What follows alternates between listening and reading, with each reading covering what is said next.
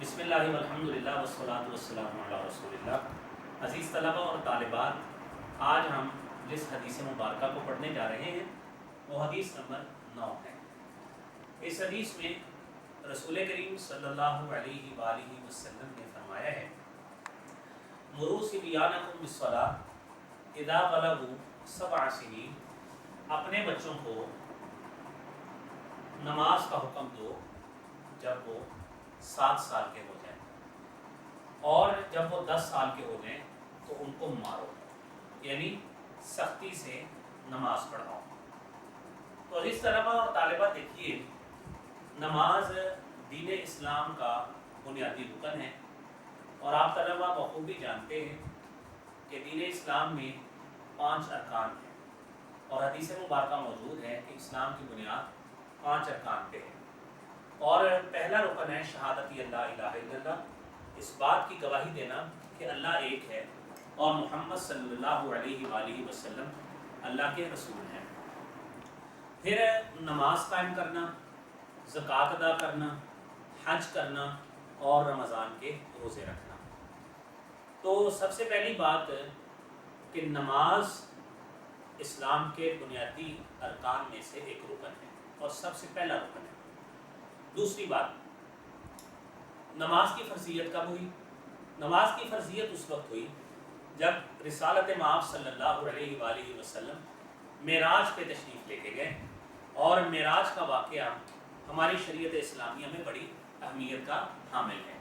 مثلا رسول کریم صلی اللہ علیہ وآلہ وسلم جب معراج پہ گئے تو سورہ بنی اسرائیل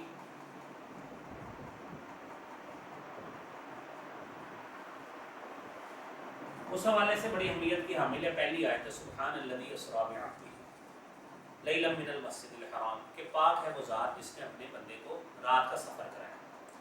نبی کریم صلی اللہ علیہ وسلم گئے، آپ کو نماز کا تحفہ دیا گیا، تو گویا معراج چونکہ مکہ مکرمہ میں ہوئی ہے، آپ کی زندگی ہجرت سے پہلے کی ہے، نماز اس وقت فرض ہوئی۔ جب آپ after migration when the Holy Prophet sallallahu alaihi wasallam migrated from Makkah to Medina, he has passed his 13 years in Makkah life.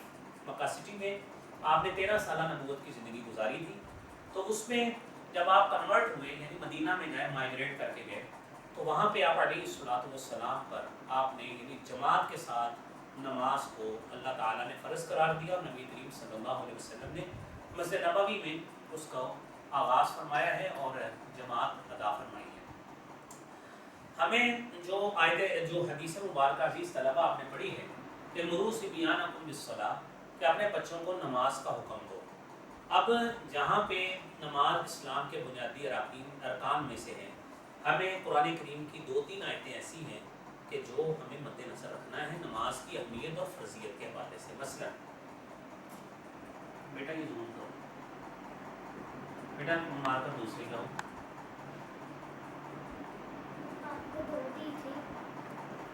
چل گئی نا۔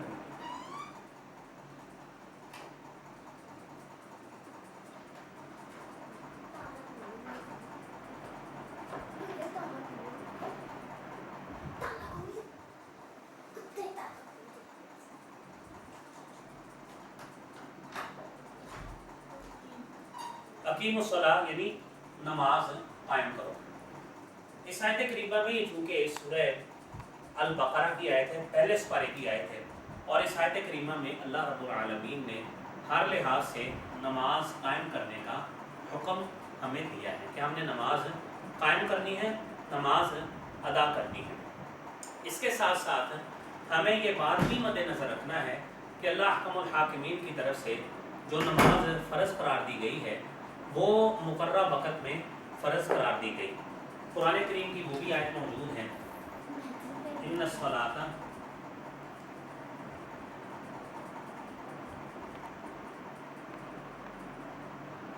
ایک منٹ ذرا،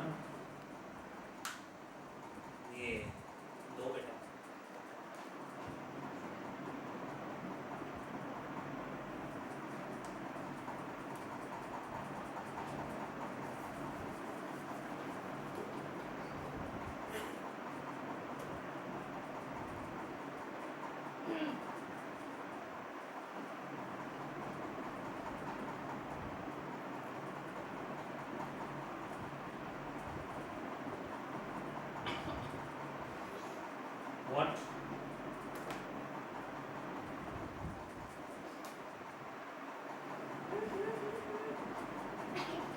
नमाज मोमिनों पर मुकर्ररा वक्त में फ़र्ज़ की गई है। अज़ीज़ तलबा और तालिबात, ये आयत हमें ज़ाहिर करती है कि नमाज अल्लाह की तरफ से जो फ़र्ज़ है वो सिर्फ़ अपनी मर्ज़ी से नहीं, बल्कि जो मुकर्रर किया गया वक्त है उसमें फ़र्ज़ है, उसमें नमाज अदा करनी है। मिसाल के तौर पे हमारा जो आगाज़ वक्त है, वक्त नमाज का जहाँ से आगाज़ होता है, मिसाल के तौर पे ज़ोहर का वक्त फ़र्ज़ किया, ज़वाल के बाद 12:15 बजे शुरू होता है, तो उसकी इंतहा तकरीबन फॉर एग्ज़ाम्पल 2 बजे तक होती है, तो इसके दौरान हमें नमाज़ पढ़नी चाहिए। अब साथ ये है, आप अज़ीज़ तलबा जानते हैं कि जमात के साथ नमाज की फ़र्ज़ियत बहुत ज़्यादा है, और हदीस में आता है कि 27 गुना जमात के साथ पढ़ी गई नमाज जो है ना वो ज़्यादा है। नबी करीम सल्लल्लाहु अलैहि वसल्लम ने इस लिहाज से भी हमारी ताकीद फरमाई और हमें तालीम दी कि आपने बच्चों को नमाज का हुक्म देना है जब वो 7 साल के होते हैं।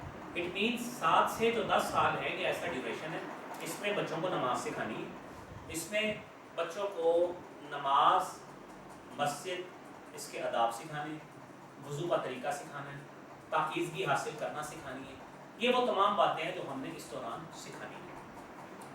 तो जब 10 साल का हो जाता है तो डेफिनेटली उस बच्चे को हमने इस काबिल बनाना है कि वो बच्चा आज खुद मस्जिद में भी जाए, जमात के साथ नमाज अदा करे और वो ये काम करे जो अल्लाह की तरफ से फ़र्ज शुदा है। नहीं करेगा, यकीनन अल्लाह की तरफ से वो मुजरिम ठहरेगा।